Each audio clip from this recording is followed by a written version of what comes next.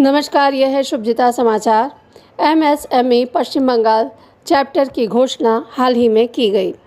पश्चिम Bengal MSME development forum की अध्यक्ष doctor ममता बिनानी ने इसके बारे में जानकारी दी।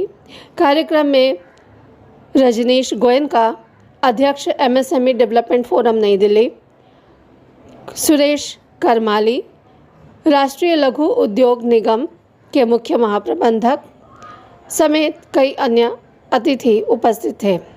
डॉक्टर बिनानी ने इस चैप्टर के बारे में और संस्था की योजनाओं के बारे में काफ़ी जानकारी दी। आइए सुनते हैं। टर्नओवर और इनवेस्टमेंट দুটো ক্রাইটেরিয়া দেখতে হয় বলার জন্য যে কে মাইক্রো ইন্ডাস্ট্রি, কোন ইন্ডাস্ট্রিটা স্মল আর কোন ইন্ডাস্ট্রিটা মিডিয়াম।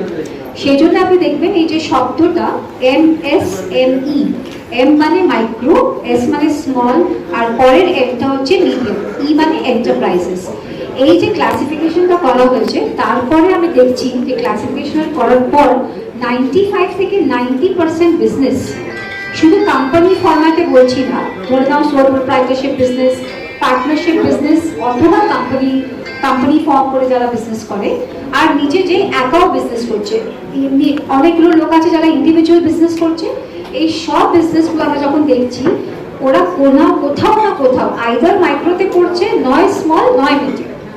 95 থেকে 96%, এটা কিন্তু আমি অনেক আপনাকে কোয়ালিটিতে আমি telling you this figures, that 95 to 96% businesses কিন্তু এমএসএমই এর মধ্যে পড়ছে। এইবার দেখা গেল যে এমএসএমই এর টার্নওভার 1 লক্ষ থেকে 10,000 থেকে 5,000 থেকে শুরু করে অনেক কোটি হতে পারে। এইবার দেখা গেল আচ্ছা মিডিয়াম সব থেকে বড়, মিডিয়ামের টার্নওভার হতে হবে 250 বাইরে হতে পারে। এইবার বলা হলো যে আমরা যেটা দেখছি, আমরা কি দেখছি যে আমি ব্যবসা তো করছি কিন্তু আমাদের দেশে দুভাবে ব্যবসা করা যায়, অন্য দেশেও করা যায়। একটা হচ্ছে আনঅর্গানাইজ সেক্টর, একটা হচ্ছে অর্গানাইজ সেক্টর। আপনি দেখলেন যখন জিএসটি এলো বা ডিমনিটাইজেশন হওয়ার পরে অনেকটাই ব্যবসা কিন্তু অর্গানাইজ সেক্টরে চলে গেল। অর্গানাইজ সেক্টর মানে কি, আমরা জিএসটি রেজিস্ট্রেশন নেবো, আমরা প্যান কার্ড নেবো, আমাদের প্রপার ব্যাংক অ্যাকাউন্টও হবে, আমরা সব লেনদেন চেকিং করবো, এটা হচ্ছে অর্গানাইজ সেক্টর। এবার এমএসএমইতে আমরা অনেক দেখছি যে সবাই এখনো অনেক এমএসএমই আনঅর্গানাইজ সেক্টরে কাজ করছে। আনঅর্গানাইজ সেক্টরে কাজ করলে কি হচ্ছে আমি আপনাকে একটু ছোট করে বলছি। আনঅর্গানাইজ সেক্টরে কাজ করলে কি হচ্ছে, একটা যদি ব্যবসায়ী ব্যবসা করছে ওর কিন্তু আনলিমিটেড লায়াবিলিটি। ধরে নাও ও কোনো ব্যাংকের লোনটা নিলেও কিন্তু চোকাতে পারলো না, মানে দিতে পারলো না, ফেরত দিতে পারলো না, ও কিন্তু ওর লায়াবিলিটিটা পার্সোনাল হয়ে যায়। তার মানে ওর নিজের গাড়ি, নিজের বাড়ি, নিজের ল্যান্ড সবকিছুই কিন্তু ব্যাংকে চলে যাবে, ওদের লায়াবিলিটিটা এতই বড়। কিন্তু যদি ও কোম্পানিতে কাজ করে বা একটা এলএলপি ক্রিয়েট করে কাজ করে, ওর লায়াবিলিটিটা কিন্তু ততটাই লিমিটেড। যতটা টাকা ও কোম্পানিতে লাগিয়েছে ততটুকুই কিন্তু ওর লায়াবিলিটি, তারপরে ওর কোনো লায়াবিলিটি থাকে না, পার্সোনাল লায়াবিলিটি থাকে না। এই জিনিসগুলো আমরা এমএসএমই ফোরাম দিয়ে সবাইকে জানাতে চাইছি, সো দ্যাট কোম্পানিতে যখন আমরা কাজ করি বা এলএলপিতে কাজ করি বা অর্গানাইজড ওয়েতে কাজ করলে ব্যাংক লোন পাওয়াটা সুবিধে হয়। অনেক ফ্যাসিলিটি আছে। যদি আমি উদ্যম রেজিস্ট্রেশন পোর্টালে নিজের এমএসএমইটাকে রেজিস্টার করি, একটা সরকার পোর্টাল তৈরি করেছে, সেটা হচ্ছে উদ্যম রেজিস্ট্রেশন পোর্টাল। অনেক এমএসএমই দেখবেন ব্যবসা করছে কিন্তু যখন টাকা নিতে চাইছে, যেটা পাবে ওই টাকাটা যখন নিতে চাইছে ওর বলছে না আমার কাছে এখন টাকা নেই, তুমি 1 মাস বাদে এসো, 2 মাস বাদে এসো। কিন্তু যদিও উদ্যম রেজিস্ট্রেশন পোর্টালে থাকে, সরকার একটা ল করেছে, তার মধ্যে বলছে 45 দিনের মধ্যে যদি তুমি পয়সা না পাও, 45 দিনের মধ্যে যদি তুমি পয়সা না পাও তাহলে আমি তোমাকে অমুক পার্সেন্টেজ আমি তোমাকে ইন্টারেস্টও দেওয়াবো, তাছাড়া আমি তোমাকে হেল্প করবো যে এই টাকাটা তোমাকে পাইয়ে দেওয়ার জন্য। এমএসএমই কাউন্সিল বলে একটা কাউন্সিল আছে যেখানে আপনি কেস ফাইল করতে পারেন। আপনি যদি কোর্টে যান, আপনি জানেন মামলা চলতেই থাকবে, কারণ কোর্টের কাছে অনেক অন্য কাজ থাকে। কিন্তু এমএসএমই কাউন্সিল তৈরি করা হয়েছে। আমি যেখানে অনেক কাজ করি, আমরা নিজের থেকে মানে ধরে দিন লোকেদের ছোট ছোট টাকা জড়ো করে মোটামুটি 200 কোটি টাকা আমরা বার করে দিয়েছি, 500-600 এমএসএমই মিলিয়ে। ওদের টাকা পাওনা ছিল, টাকা পাচ্ছিল না, এমএসএমই কাউন্সিলের তরফ থেকে গিয়ে কেস ফাইল করে ওদের টাকা পাইয়ে দিয়েছে। তো এটা অনেক বড় ওয়েপন আছে, but we have to B registered in the উদ্যম রেজিস্ট্রেশন পোর্টাল। এবার আপনি দেখলেন যে দেশে আমি বলছি 95 থেকে 96% বিজনেস বা service industry will fall under MSME. আপনারা কোথায় জানেন যে ট্রেড এমএসএমইতে আগে আসতো না, কিন্তু national body of MSME development forum, Rajneesh ji Goenka আছে, বসেও আছেন, ওরা অনেক বেশি মানে দলিল দিয়ে দিয়ে দিয়ে দিয়ে চেষ্টা করে ট্রেড বিজনেসটাও কিন্তু এমএসএমইর এখন দায়রার মধ্যে চলে আসছে। তখন আপনি যদি শুধু ট্রেডিং করছেন, তাহলে কি করতেন, আপনি ম্যানুফ্যাকচারিং করতেন অথবা আপনি সার্ভিস ইন্ডাস্ট্রিতে থাকতেন, কিন্তু এখন ট্রেডিং কমিউনিটিকেও আমরা এমএসএমই ধরছি, সরকার ধরছে।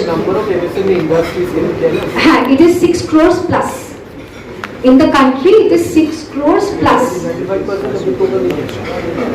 Now it is 7 crores plus. The last number that I knew was 6 crore 92 lakh. After it is crossed 7 crore. That is 95% of the total industry. Yes. 2021 It is now 7 point some few crores. Yeah. And involving around 12 crore MSMEs. So there are 12 crore MSMEs with the 7 crore plus units.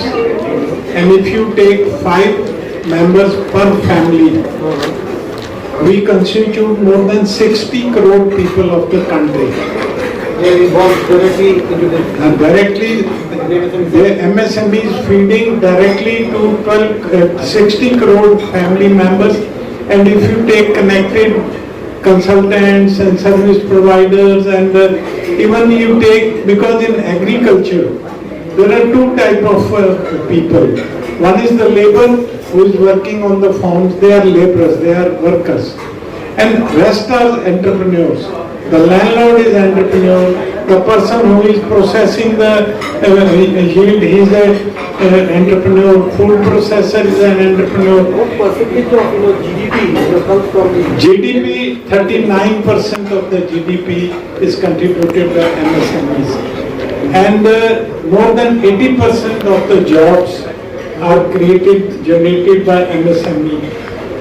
49% of the exports is generated by MSME, and 45% of the production. We produce more than 8,000 varied products, starting from village industry to high-tech Chandrayaan components. Chandrayaan cannot fly without MSME. So we are very strong. We are even politically we are strong, but we are disintegrating. what is the total turnover of the MSME sector? No, that is not there. Ballpark figure? We are, you can say 92% of the overall turnover is generated by MSMEs. I cannot exactly tell, but we are 92%. And we are the most honest borrowers.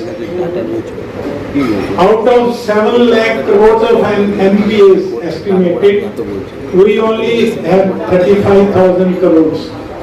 90% of people, they MSME owe only 35,000 crores. And rest of the 6.5 lakh crores are owed by 5-6% of these big people.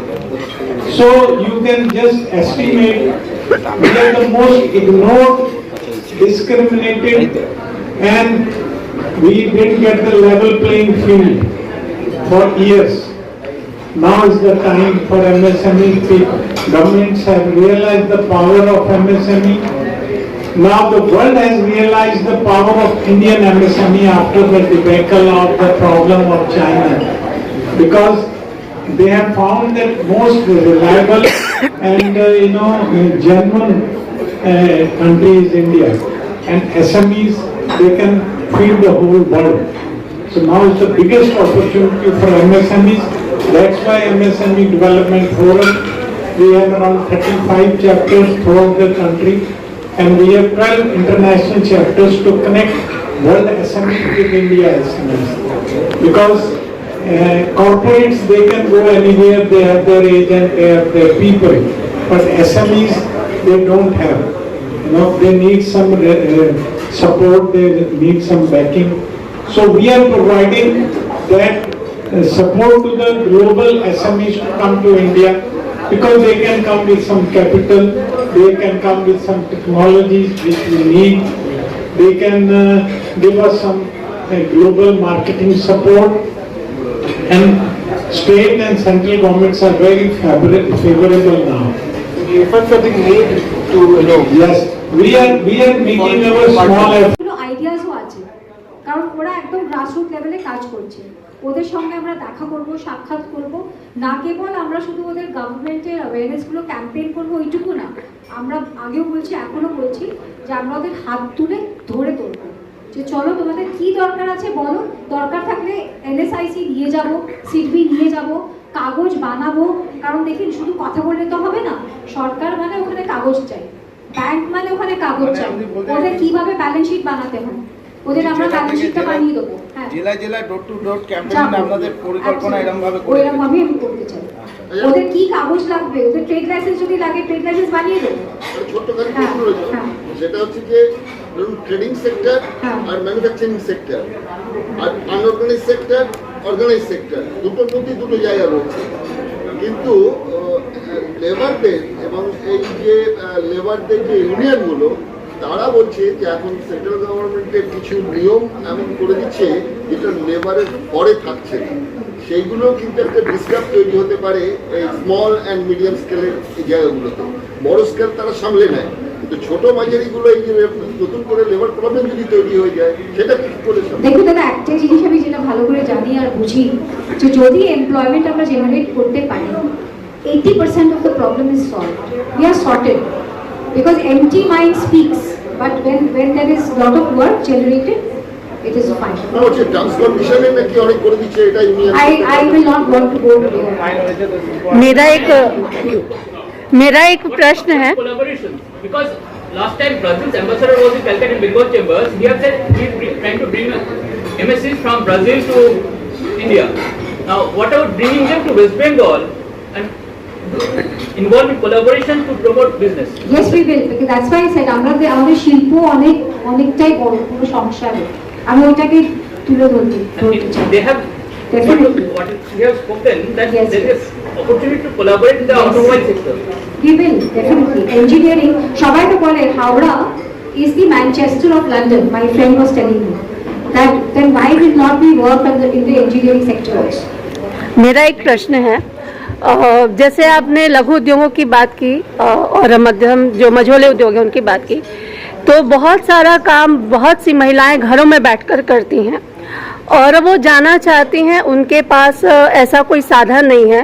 इसके अतिरिक्त बहुत से विद्यार्थी जो पढ़ रहे हैं वो पढ़ाई के साथ साथ वो हैंडीक्राफ्ट से रिलेटेड या जो थोड़े बहुत काम है, अगर मैं चूँकि मैं साहित्यिक पृष्ठभूमि से हूँ तो मैं साहित्य की बात करूँ तो उसमें भी एक बहुत बड़ा स्कोप है, चाहे किसी भी भाषा को लें, जैसे टाइपिंग, अनुवाद, प्रकाशन, ये जो सारी चीज़ें अपने आप में एक चीज़ है, लेकिन कहीं ना कहीं जागरूकता की कमी है। हाँ। तो इसको दूर करने के लिए अगर मान लीजिए शिक्षण संस्थानों की ही बात करें तो पुस्तकों का सबसे बड़ा बाजार तो वहाँ है, संस्थाएं हैं, तो ये ऐसा क्षेत्र है जहाँ पे जो हमारी युवा पीढ़ी है वो बहुत अच्छा काम कर सकती है। तो क्या आप लोग शिक्षण संस्थानों से जुड़कर ऐसा कुछ करना चाहेंगे? क्योंकि मैं खुद जानती हूँ और मैं खुद युवाओं के साथ काम करती हूँ, तो मुझे पता है कि वो लोग हैंडीक्राफ्ट से लेकर किताबों से लेकर और हर एक क्षेत्र में वो सक्रिय, चाहे वो मेहंदी लगाने का काम हो, चाहे वो साड़ी का काम हो, चाहे कुकरी का काम हो, हर तरह का काम। तो इस चीज़ को और गृहिणियों को लेकर वो कैसे आप लोग आगे बढ़ेंगे? बहुत अच्छा प्रश्न पूछा आपने।